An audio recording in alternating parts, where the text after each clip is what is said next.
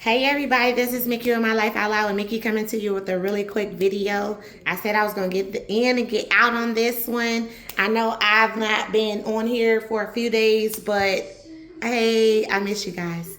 So I have a featured item. So I said every time I was going to start with my featured item. So if anybody's wondering why my lips is purple, I'll just explain. This is called Wonder Skin.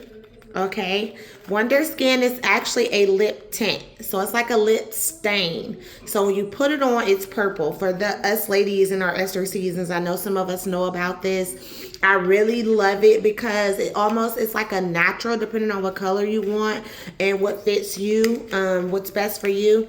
I love this one. Okay, and then this is how it looks. This is the stick.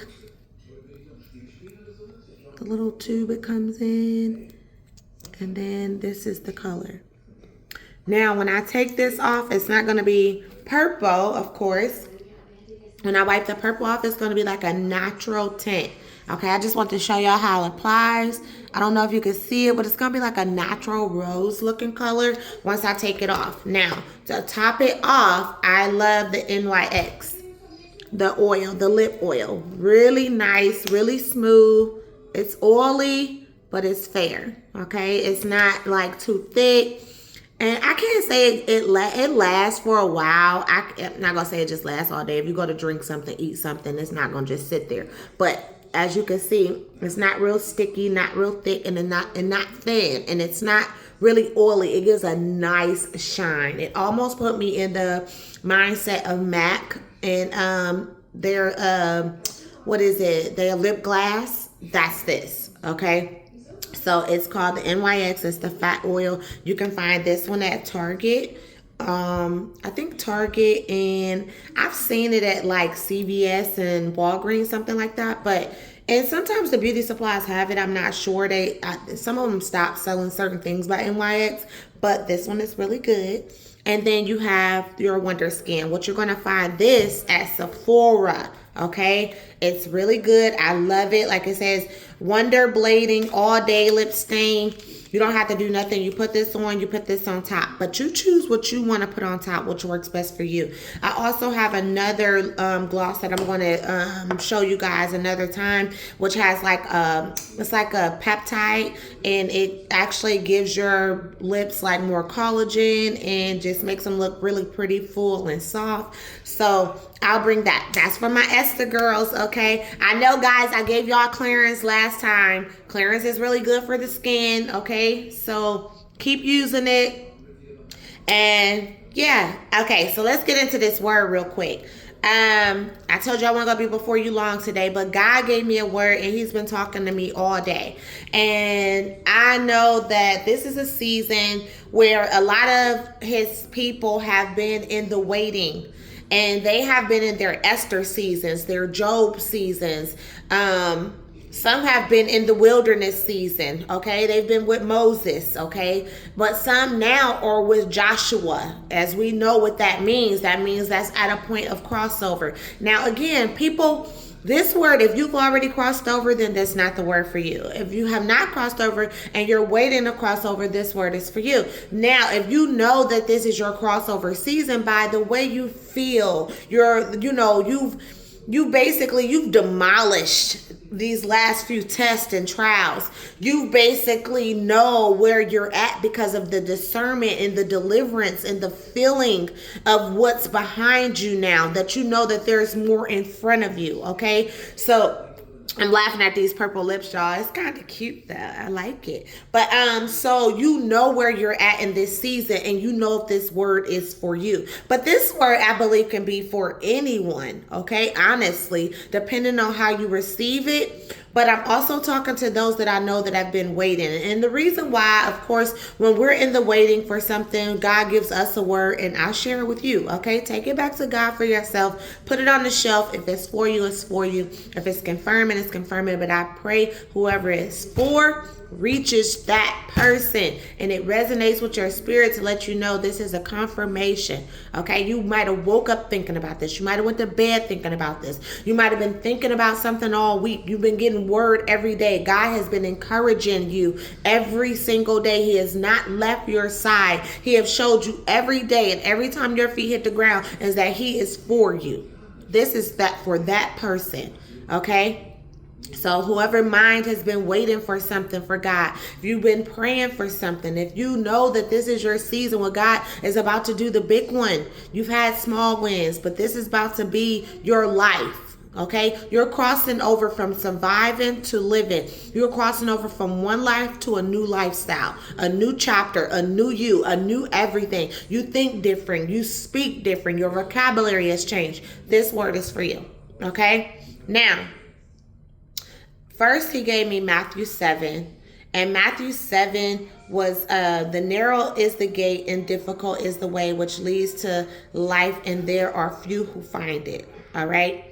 So the narrow road requires trust, obedience, and perseverance. And this part is for somebody because I thought it was so powerful. It's for anybody, okay, who receives it. But the destination, we always say, and I'm trying to get to the destination. The destination is life. The way God showed me right now, it's life. It's living life, not just surviving, not just getting up every day, putting on this mask and trying to go out into the world and hide who you are. But it's life. It's living. It's living as who you are and who is God called you to be in your new self, your true self. Okay.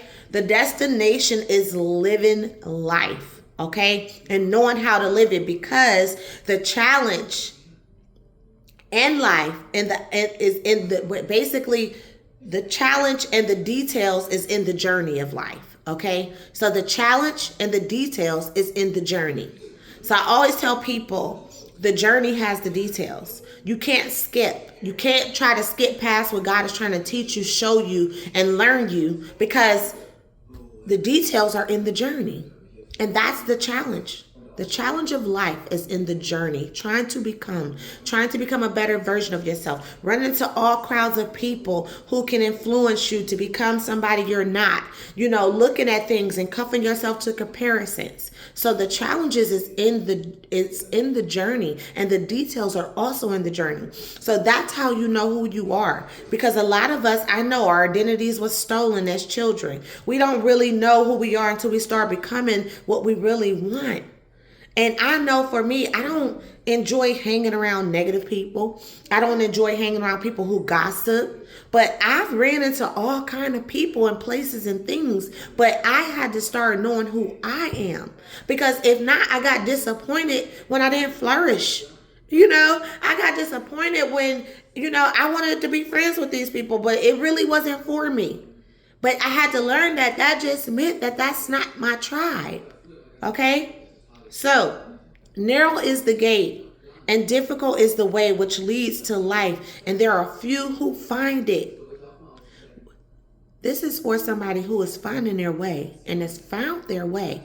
God is about to do amazing things, okay? Next he gave me, it was Matthew, and it basically the Matthew and Psalm went together. So again, that was Matthew 7:14. If you don't know where to find it, read your whole Bible. And then Matthew 7:24 through 27, read that as well. Matthew 7, chapter 7, verse 24 through 27. Matthew 7, chapter 7, verse 14. So read all of Matthew chapter 7. So the foundation of what you build your house upon. A house on a rock stands, a house on sand falls. It's that simple. Build on a rock.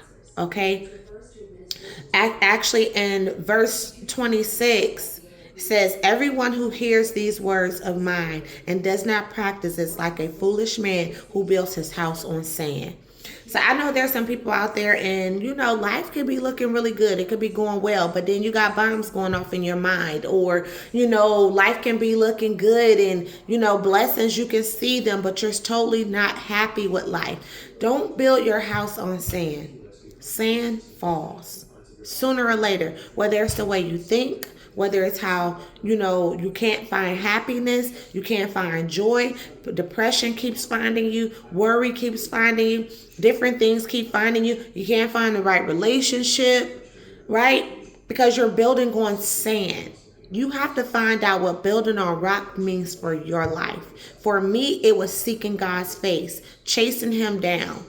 Okay?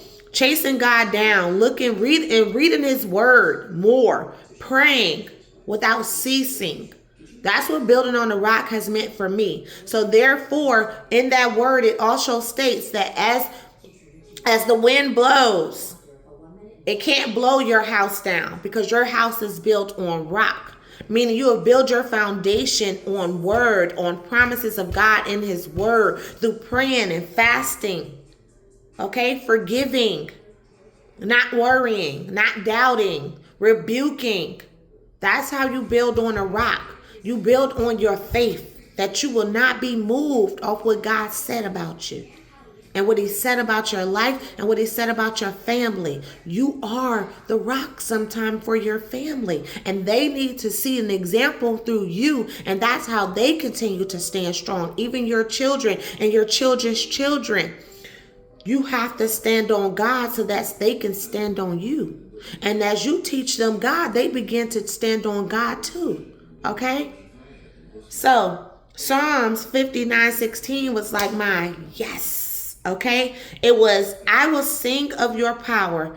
Yes, I will sing aloud of your mercy in the morning, for you have been my defense and refuge in the day of trouble.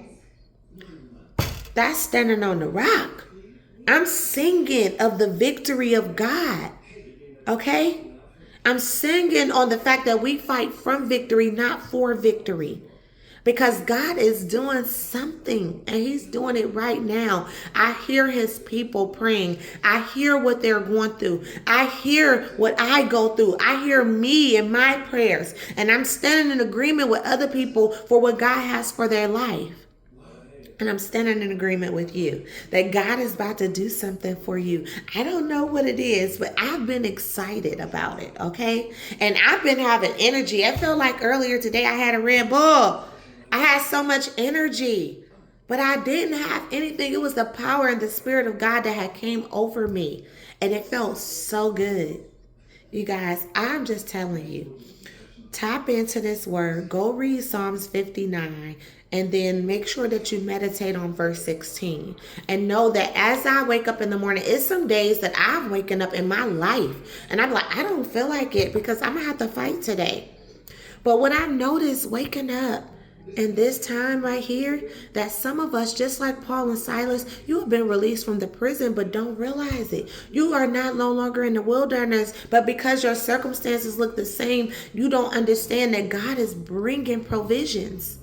God is about to do what he said he was going to do, you guys. You are not where you used to be, and you are not who you used to be. You've been delivered. It worked. Everything is working for your good. And it won't be long now. Okay? Amos 9:13. Go read that as well. Because a lot of people has been standing on that in this hour. So I need you to stand on it with us so that you can walk into what God has for your life. Okay? I love you guys. That was my word. I was quick today. I am so proud of me. Yes. But I love you. I'm going on my walk. You know how I feel about my walks. I've launched this international walking challenge for those who want to walk by faith and not by sight. We're praying together and we're walking together. We're going to talk it out. We're going to walk it out. We're going to talk about it. We're going to walk about it, whatever it takes. Okay? I love you guys so much. All right? Walk with me and let's believe together. Mwah. Love you.